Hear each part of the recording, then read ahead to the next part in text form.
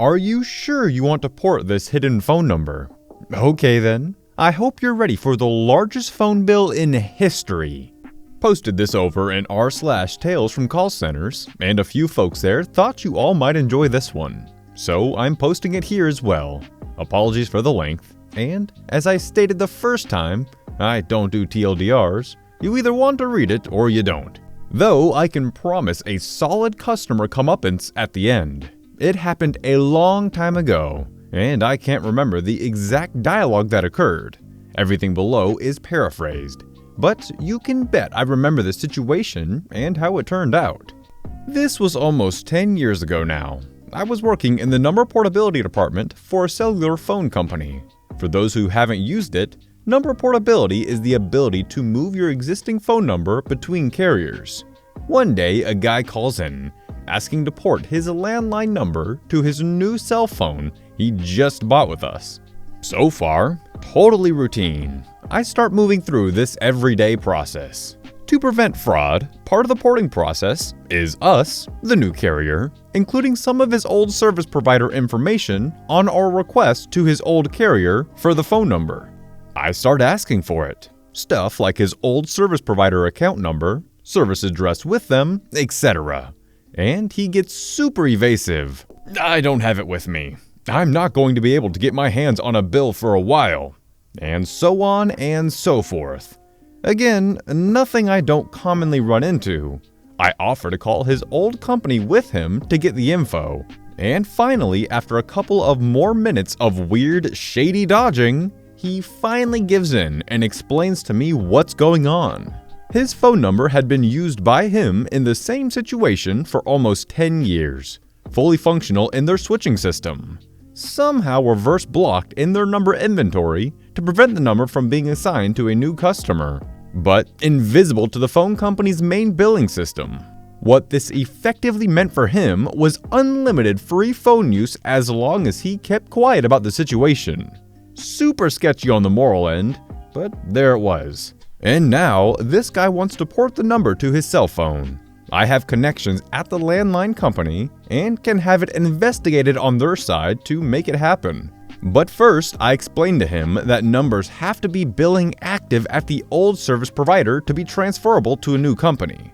Because, due to fraud prevention I mentioned earlier, they have to match the info we send them against account records. Add to this the fact that if the landline company learned about what happened with this number during the process to pull it out of limbo and put it on a billing account, they would likely bill him for a decade of service that he never saw a bill for, or worse yet, press charges against him. He was effectively knowingly stealing services from them for years by using it but not notifying them about the lack of billing. There is even a simple winning solution for him that I offer to him at least 3 times during this conversation. I'll give you a new cell phone number, and since your number is fully active in the other carrier switch, you can just set up switch-based call forwarding to the new cell phone number using the landline phone. I didn't say the part out loud where the company would still never know, but it was very clear he understood the implications. Nope, not good enough. I've gotta have that number native on my cell phone. After covering the ground with him a few times about the easy workaround and the likely consequences if he persisted, he finally got testy with me and demanded I start this process, nearly escalating over me. No sir, no need for that. I was just looking out for you and making sure you understood exactly what you were asking for. But you have told me that you do, so let's do this thing. I set his expectations that due to the situation, this was going to take much longer than normal, and he's fine with that. I set up a follow-up schedule with him, let him go, and start calling my peeps at the landline company, explain to them what was going on, and the wheels are set into motion. Over almost the next full month, my contacts at the landline company physically tracked down not only the secret phone number that time forgot, that only took a day or two, but they also found history on it in their backup recordings going back pretty much the whole time. They were happy to do it all, since I had explained what happened, and they knew that there were 10 years worth of back services to charge to this guy, if they could locate the evidence. Once the number was built onto a billing account over there, I ported it all to my company as normal. It took less than a week at that point. I spoke with one of my contacts again a couple months later on a different matter, and the conversation turned back to this guy again. She couldn't give me exact figures, but she told me that the bill that generated for the landline account wasn't just the 4 or 5 days of service after the account was built that it took to port his number. It was the entire span of service time, about 10 1/3 years all told, plus the late fees and interest that would have accompanied it. This had to be some mind-boggling, record-setting figure, because most accounts are shut down after a few months of delinquency. But this one couldn't be, because the landline company didn't know it even existed. I would have loved to have been there when that guy opened the statement, but alas, his reaction will have to be left to our imaginations. When you think of how long it had been and all the interest on top of there, it had to have been in the tens of thousands of dollars. So for that guy's sake, I really hope that it was a good or funny number. Director pulls the contract on the truck driver and quickly regrets it. This MC wasn't done by me, but by a colleague at my old work. And yes, this is the same workplace and director as my other MC story. At my old workplace, we had a truck driver. We'll call him Jim, for no particular reason. Our director had decided to cut down on the amount of manpower in the production unit to try and squeeze some more money out of it. One of the people laid off was a storage worker, and the director then wanted Jim to take over on storage and make the big truck more of a whoever needs it uses it kind of thing, as opposed to having one man who runs it. For the majority of the time though, driving the truck only took about half of Jim's day, and the rest of that time, he did all other kinds of things around the company that needed doing. Maintenance, cleaning the yard, cutting the grass, etc.